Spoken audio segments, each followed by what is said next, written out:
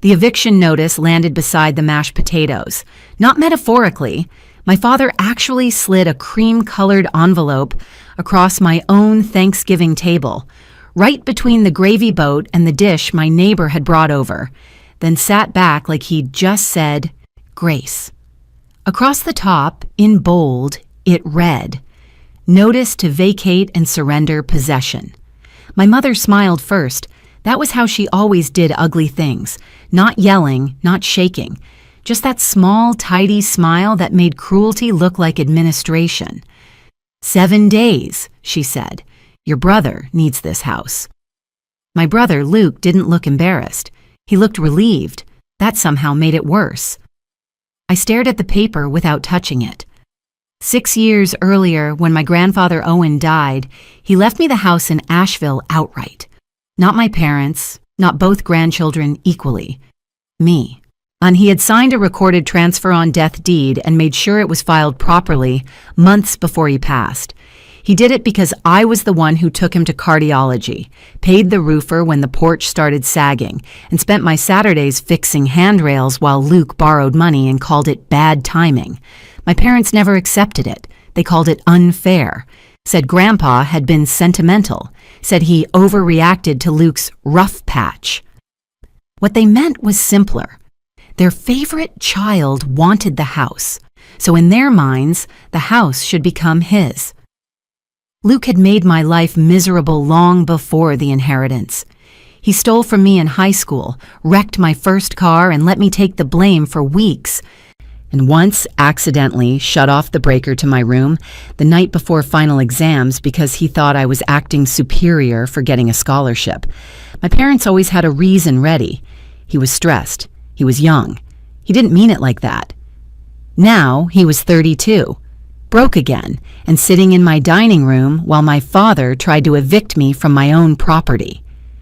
Mom folded her napkin and said, "You've had a good run here, Mara, but Luke needs a real start. This house can do that."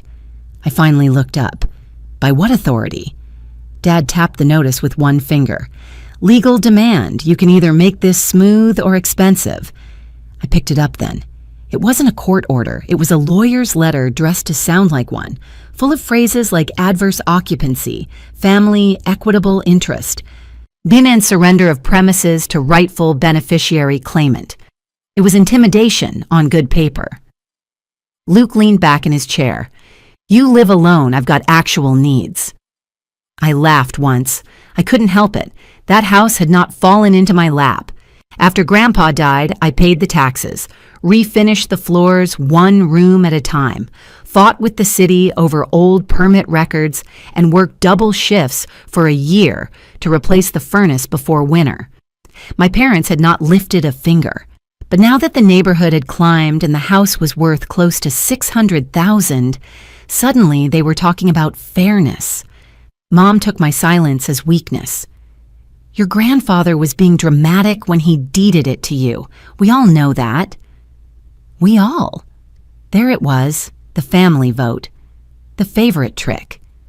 Dad reached for his wine and said, "Or the lawyer believes Luke has a viable claim because Owen intended this property to stay in the direct family line." "I am the direct family line," I said. Luke snorted. "You know what he means."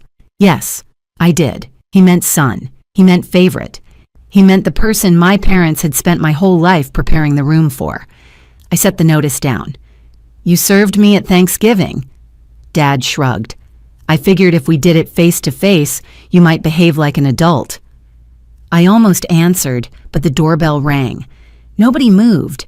Then it rang again, and I stood, walked to the front hall, and opened the door to my next-door neighbor and best friend Priya, holding a pie carrier in one hand and a sealed legal envelope in the other. Priya worked at a downtown estate firm. But she was also one of the only people who knew my father had been making calls about the house for weeks. I had told her 3 days earlier that if my parents tried anything at dinner, I wanted to know exactly how much trouble they were stepping into. She looked past me, saw my face, and knew immediately. "So," she said softly, "they did it." I nodded once. Then we walked back into the dining room together. My father straightened. Who is this?" "My neighbor," I said, "and my witness." Priya set the pie on the counter, stepped to the table, and held out the sealed envelope. "This was left for Mr. Bennett at the office," she said. "Certified. My boss said he'd want it tonight if he really handed over that notice." My father took it with a frown. "What is this?" Priya's voice stayed calm. "Open it." He did. I watched his eyes move across the first page, then stop. The color drained so fast from his face, my mother turned before I said a word. Dad looked up at me, then back at the letter, and for the first time all evening, he didn't look confident. He looked caught. Luke leaned over. "What is it?" My father didn't answer. Priya did. "It's a copy of your father's own sworn statement from probate," she said, "the one where he admitted Mara was the sole lawful owner and agreed that any family member who tried to challenge her possession would forfeit the rest of Owen's trust distribution." My father read the page twice before he spoke. "That doesn't mean what she thinks it means." It was such a weak line that even my mother turned toward him too fast. Priya didn't hand him the rest of the packet. Once she kept it in her own hands and slid only the first page closer beneath the dining room light. "It means exactly what it says," she replied. I stood at the head of my own table and finally picked up a fork just to keep my hands from doing something less elegant. Luke was already leaning halfway out of his chair, trying to read over my father's shoulder, and my mother had gone still in that dangerous way she always did when control started slipping, and she wanted to decide whether to lie harder or retreat gracefully. She chose harder. "Probate paperwork doesn't override fairness," she said. Priya looked at her. "Good thing this isn't about fairness." Then she tapped the second paragraph. I knew that paragraph. I had never seen the full sworn statement before, but I knew the language because Grandpa's lawyer explained it to me after the funeral. My grandfather didn't just leave me the house through a transfer on death deed. He also left a separate investment trust for my father, mother, and Luke. Not enormous money, but enough that my parents treated it like a wounded entitlement, about $240,000 split over time, contingent on signing a family settlement and non-contest acknowledgement. The point was simple. The house was mine. The trust was theirs, and if any of them tried to challenge title, interfere with possession, or assist someone else in asserting a false claim to the house, their trust shares could be cut off and redistributed under the penalty clause. Grandpa had known exactly who he was dealing with. My father had signed anyway. Now that was the statement now sitting in his hand. Luke finally snatched the paper from him. "Let me see." Dad grabbed for it too late. Luke's eyes ran down the page, then up, then down again slower. "What the hell is this?" he asked. I answered before Priya could. "It's Grandpa making sure you couldn't bully me out of the house after he died." My mother snapped, "That is not what Owen intended." "It's literally what he signed," Priya said. "No," my mother said. "It's a trap written by lawyers." Dad found his voice again. "This is only a probate declaration. It doesn't stop us from asserting equitable family occupation." That phrase was so ridiculous I nearly smiled. Priya didn't. "Then you should read the attached trust clause before you keep talking." She pulled the second page free at last and handed it directly to Luke. But that was strategic. My brother always believed paper more when it came through his own fingers. He read the paragraph aloud without meaning to. Any beneficiary who directly or indirectly contests title, possession, or beneficial ownership of the Asheville residence transferred to Mara Bennett, or supports another person in doing so, shall be deemed to have predeceased distribution under Article 6. The room went quiet. Even Luke understood that language, not because he was legally gifted, because he heard the phrase deemed to have predeceased distribution and knew it meant one thing in ordinary English: you get nothing. My father stood up so fast his chair legs scraped the hardwood. This was never supposed to be used like this. I laughed once. "Against you?" Mom turned to me. "Your grandfather was under pressure." "No," I said. He was under observation? That was true too. The last year of Grandpa's life, he saw everything more clearly, not less. He watched Luke borrow his truck and return it with a bent tailgate. He watched my father hint that the house would be more useful in male hands. He watched my mother reframe every kindness I did for him as temporary performance. He never said much at the time. He just asked quiet questions and made appointments with lawyers none of them knew about until after he was gone. Luke slapped the paper against the table. So what? Grandpa can just decide I'm homeless forever because Mara played nurse for a year? That did it. I set my fork down and looked straight at him. You are not homeless, I said. You are 32, employed for the 4th time in 3 years, and still convinced everyone else's roof is your birthright. He pushed his chair back. This is exactly why he shouldn't have left you the place. You always act like you're better than everybody. No, I said. I act like the person who paid for the furnace, the taxes, and the roof after all of you disappeared. My mother rose too, but slower. You're being cruel. That word in her mouth almost made me dizzy. Cruel.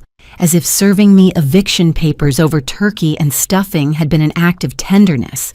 Priya reached into the envelope again and brought out one final page.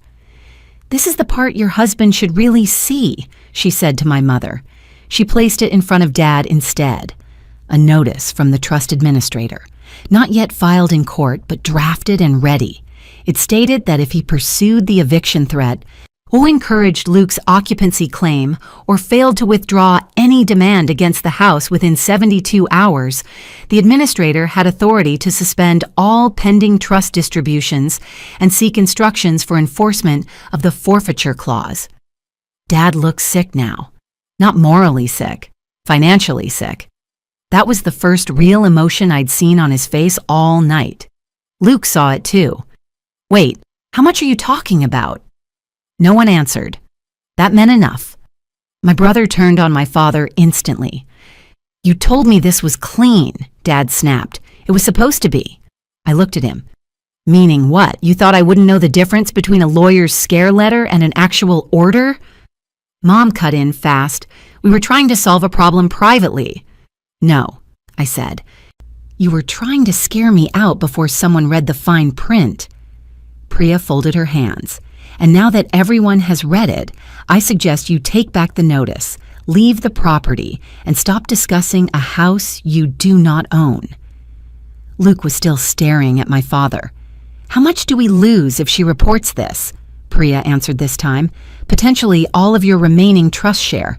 He actually swore at Dad. Not me, not the house. Dad. And that was when I realized Grandpa had built the clause exactly right. He hadn't written something to make them feel ashamed. He had written something they would understand immediately. Consequences in money. My father grabbed the eviction notice off the table as if taking the paper back might erase the fact that he had slid it across to me in the first place. Then there was another knock at the front door. 3 firm raps. Not friendly, not social. Priya looked toward the hallway. I did too. Then my phone buzzed with a message from an unknown number. This is Caleb Mercer with Harlan and Rowe, Trust Administration Council. I'm outside. Do not let them leave before I speak to your father. Caleb Mercer was in a dark wool coat and carried himself like a man who spent most of his life telling families things they didn't want to hear in complete sentences.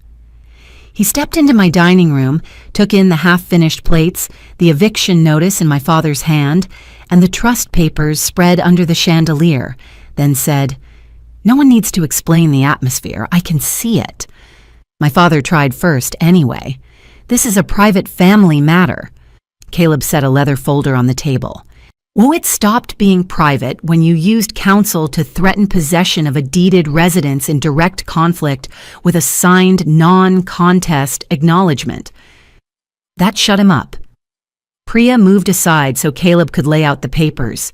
He didn't sit. Neither did my father. The rest of us stayed where we were, suspended in that strange, half-domestic, half-legal silence that only families like mine could create over stuffing and cranberry sauce. Caleb looked directly at my father. "Did you deliver a notice to vacate tonight?" Dad tried to recover some dignity. "I delivered a demand letter." "Same answer," Caleb said. Then he pulled out 3 stapled packets, one for my father, one for my mother, one for Luke. "Those are formal notices from the trustee," he said. All pending distributions under Owen Bennett's residual trust are suspended effective immediately pending review of a possible forfeiture event. Luke grabbed his copy before my father could stop him. "You suspended everybody?" Caleb didn't blink. "Yes." "For her?" Luke said, jerking his chin toward me. "No," Caleb replied. "For your grandfather's paperwork." That landed better than any speech could have. He opened his folder again and slid one more page into the middle of the table. "This is why we moved tonight." At the top was an email chain from 2 days earlier, from my father, to the trust administrator. Subject line: Mara transition agreement attached was a scanned 1-page statement supposedly signed by me, or acknowledging that I had agreed in principle to surrender occupancy of the Asheville residence to Luke by the end of the calendar year in exchange for family assistance and harmony. I stared at it. The signature looked like mine if you'd only ever seen it on a prescription bottle. It was fake. Again. My mother went white before Luke did. That told me everything. She hadn't known Dad had sent it, or she had known and assumed no one would ever read it closely. Caleb tapped the page lightly. The signature discrepancy was obvious. The problem for your father is that he sent it to a trust office that keeps specimen signatures from the probate settlement. Dad's mouth opened, closed. Then he said, "It was a draft understanding." "Between whom?" I asked. "You and your imagination?" Luke rounded on him. "Oh, you told me she'd already softened."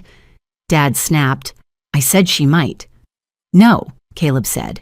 "You said she had agreed in principle. I have the email." My father looked like he wanted to tear the paper in half, but he knew better than to damage something already in counsel's possession. Mom made one last attempt to reframe it. "We were trying to avoid court." Caleb turned to her. "By fabricating her consent?" No one answered. He continued in the same calm tone. "The trust gives the beneficiaries a cure window only if interference stops immediately. That means the eviction demand is withdrawn. No occupancy claim is asserted, no utilities are transferred, no locksmith is retained, and no one steps onto the property claiming possessory rights." My head came up. "Utilities?" Caleb looked at me. "No, your father also asked whether Luke could establish utility history at the address before year end. The power company refused without deed support." I laughed once softly. Of course they had started there too. Luke was staring at his father now with open anger. "You said this was clean." "It would have been if she'd behaved," Dad snapped. Priya actually made a sound at that. Caleb did not react. "There is no version of this that was clean." Luke flipped through the suspension notice faster, eyes catching only what mattered to him. "How much gets frozen?" My father said. "That's not the point." Luke looked up sharply. "How much?" Caleb answered, because he always struck me as the kind of man who believed truth was cleaner than tension. "Roughly 80,000 per beneficiary, plus residual accounting." Luke went still. And the house was worth far more. I could see the math happening behind his eyes. That was the moment I got scared again. Not because of the trust, because I knew my brother. If he thought the house was still obtainable, losing 80,000 would not stop him. It would just make him meaner. And right on cue, he shoved back from the table and said, "Fine, keep the trust." My mother turned. "Luke." "No," he said. "Grandpa got manipulated. Everybody knows it. I'm not backing off because Mara found another lawyer to wave paper around." Caleb's voice stayed flat. "If you step onto that property claiming possession, you will be trespassing." Luke smiled then, but it was a bad smile. Loose, angry, familiar. We'll see what the sheriff calls it. He walked out before anyone could stop him. My father swore under his breath and went after him. My mother hesitated only long enough to gather what dignity she could still carry, then followed. The front door slammed hard enough to rattle the china cabinet. The house went quiet. Priya let out a breath. "He's not done." "No," Caleb said. "He isn't." He looked at me. "You need cameras saved, title copy at the door, and no one opens to Luke alone. If he's already called for a civil standby, he may try to create possession before Monday." That phrase sat in my chest like ice. Before Monday, before courts opened, before normal people could fix what bad families did on weekends. I barely slept that night. At 7:13 the next morning, my phone buzzed with an alert from the porch camera. I opened it and saw Luke on my front steps with a locksmith, 2 duffel bags, and a Buncombe County patrol car idling at the curb. Luke was standing on my porch like he already lived there, 2 duffel bags at his feet, a locksmith beside him with a clipboard, a county patrol car idling at the curb. The deputy stood near the steps with that careful, neutral posture officers use when they know a family is trying to turn them into a shortcut. I watched it all from the phone in my hand for 1 second, then opened the front door before Luke could knock again. He smiled immediately. "Good, you're awake." The deputy stepped forward first. "Ma'am, I'm Deputy Harlan. I'm here for a civil standby only. No one is being removed. I'm just keeping the peace while they retrieve property or clarify access." "Retrieve what property?" I asked. Luke lifted one duffel slightly. "Mine." I looked at the bag, then at him. "You have never lived here." Mom's line from the night before flashed through my head. "Your brother needs this house, not a room, not a couch. The house." Deputy Harlan looked between us. "Do you own the residence?" "Yes." I already had the deed copy in my hand. Recorded transfer on death deed from my grandfather. Filed before his death. Taxes in my name. Insurance in my name. I handed him the papers. He read faster than I expected, then looked at Luke. "Do you have a court order?" Luke gave a short laugh. "It's a family house." "I have consent." He pulled out a folded paper. I knew before he opened it what it would be. Another fake. This one was a so-called occupancy agreement, typed on cheap legal template language, stating that I had agreed to let Luke move into the downstairs bedroom, pending family transition. My name was on the signature line. Again, not my signature. Deputy Harlan read it, frowned, and asked, "When was this signed?" "Last month," Luke said. "It was not," I said. The locksmith took one look at my face, one look at the deputy's expression, and quietly stepped backward off the porch. "Good man," Luke noticed and snapped, "Where are you going?" The locksmith answered without apology. Not changing a lock during a disputed occupancy with no court order and a deeded owner standing in front of me. Then he walked back to his van. Luke swore under his breath. I kept my eyes on the deputy. "My father sent a forged version of this to the trust administrator 2 days ago. Counsel is already on his way." As if summoned by the sentence, then Caleb's car pulled in behind the patrol unit.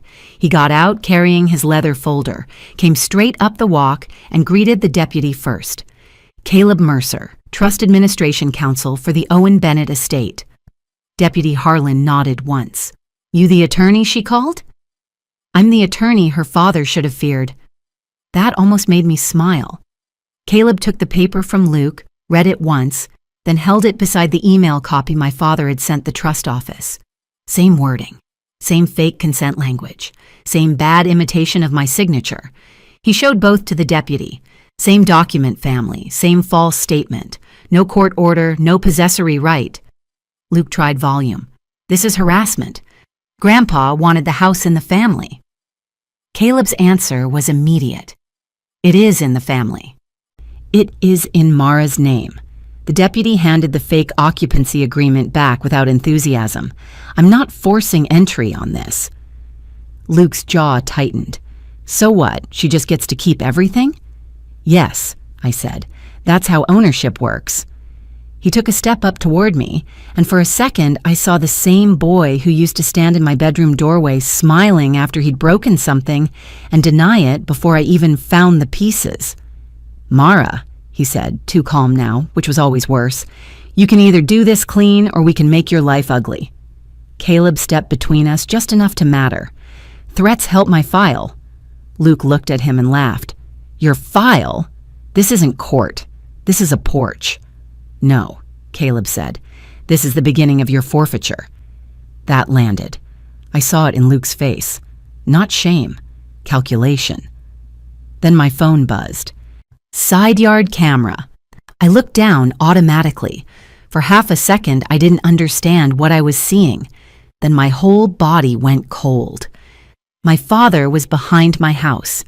He was at the cellar door off the back walk, carrying a plastic storage tote in one hand and something metallic in the other. A key. He had sent Luke to the front with a deputy and a locksmith while he came around the back. "Deputy," I said, already moving. "My father's on the property." Everyone turned at once. I shoved the phone toward him. On the screen, my father set the tote down by the cellar door, glanced toward the yard, and bent toward the lock with a key that was definitely not mine. Inside the tote, visible for 1 second before the camera angle shifted, were men's clothes, a shaving kit, and a stack of unopened mail with Luke's name on it. And they weren't trying to move him in. They were trying to manufacture proof that he already had been. I was already moving before Deputy Harlan handed the phone back. We cut through the side hall, out the mudroom, and down the back steps into the yard. Caleb was right behind me. Luke came too, swearing the whole way, because men like my brother always believed a lie stayed alive longer if you stayed physically near it. My father was at the cellar door when we rounded the corner. The old exterior lock had been there since Grandpa's time. I had replaced the front and side house locks after the deed transferred, but not that one yet because the cellar only held paint cans, tools, and storm supplies. Dad had a copied key in his hand and one foot braced against the stone step like he was about to muscle the door open, whereas the plastic tote sat beside him. Deputy Harlan's voice carried across the yard. "Sir, step away from the door." Dad straightened too fast. "I'm just retrieving family property." "No," I said. "You're creating it." He looked at me with that same old expression, equal parts offense and certainty, as if catching him in the act were somehow ruder than the act itself. Luke came around the corner behind us and stopped dead when he saw the tote. "Dad," he said too low. Good. He understood. Inside the clear plastic bin were exactly the things they needed to fake occupancy. Folded men's clothes, a razor kit, a cheap set of towels with the tags still on, and 6 pieces of unopened mail addressed to Luke at my house. Not old mail, fresh mail, a credit card offer, a cable promotion, 2 bank envelopes, a pharmacy flyer, 1 DMV-looking notice. To all of it clean, uncreased, postmarked within the last 5 days. My father had not come back there to collect anything. He had come to plant my brother. Deputy Harlan stepped closer. "Who owns this residence?" "I do," I said. "Do you give him permission to enter that cellar or leave those items on the property?" "No." He turned to my father. "Then back away now." Dad tried one last angle. "This is all being blown out of proportion.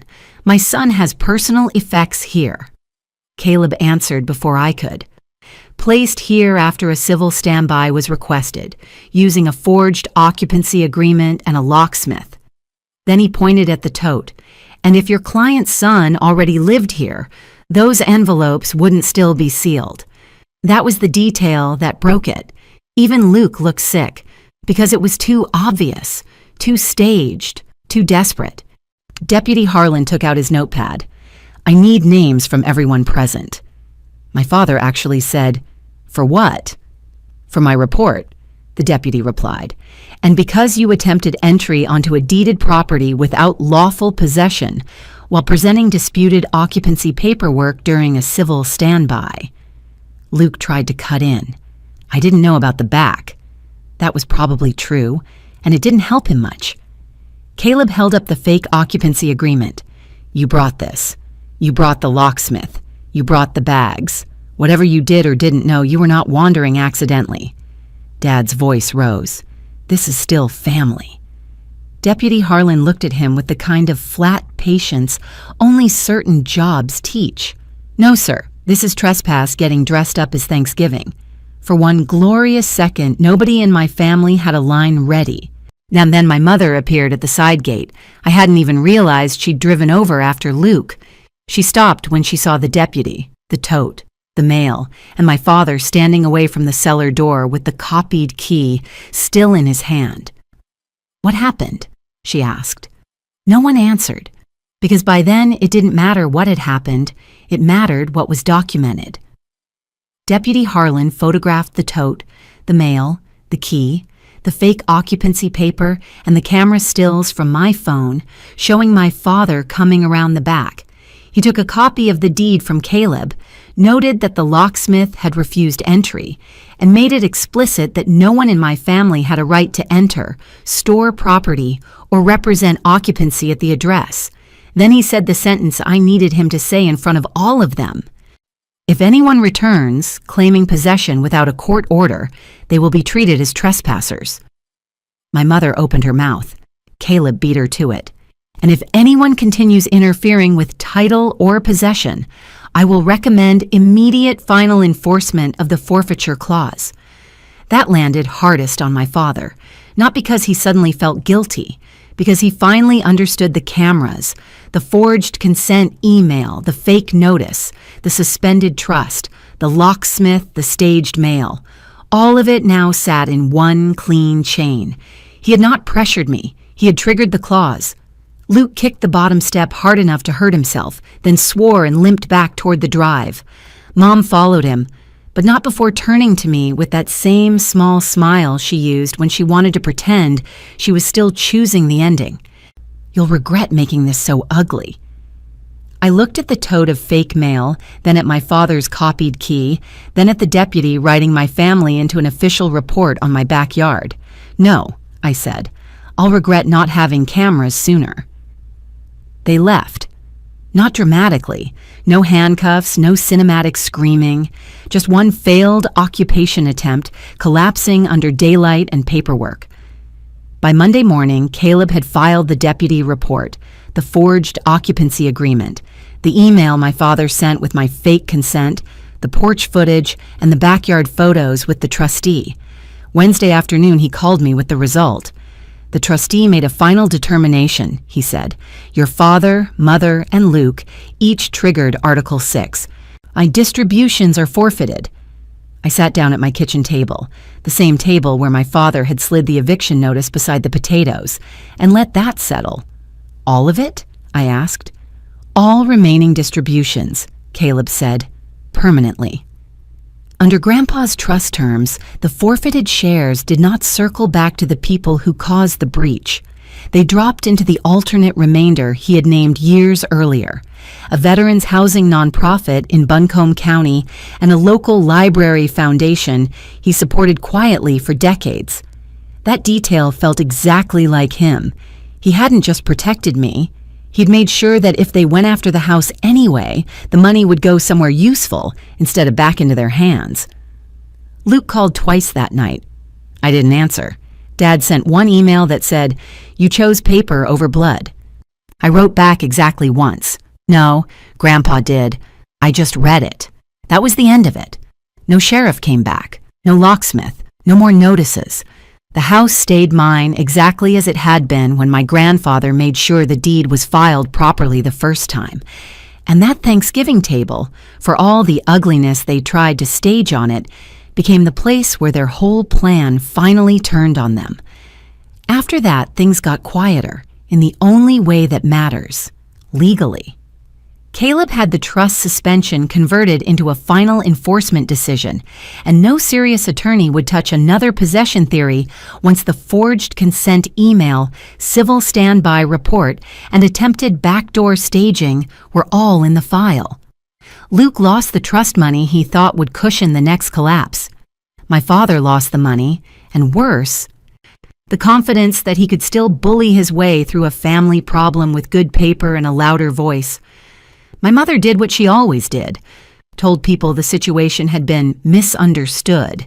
But there's only so much social rewriting you can do once a deputy has photographed a tote full of planted mail in your daughter's backyard. As for me, I changed the cellar lock that week. Then I added 2 more cameras and finally let myself enjoy the house without waiting for someone to reappear and call it fairness. Grandpa had known exactly what he was doing. He didn't just leave me a home. He left me a structure strong enough to survive the people who thought love, pressure, and entitlement were all the same thing. If you made it this far, tell me in the comments, what would you have done if your own father served you an eviction notice at Thanksgiving and your brother showed up the next morning with a locksmith and a fake move-in plan?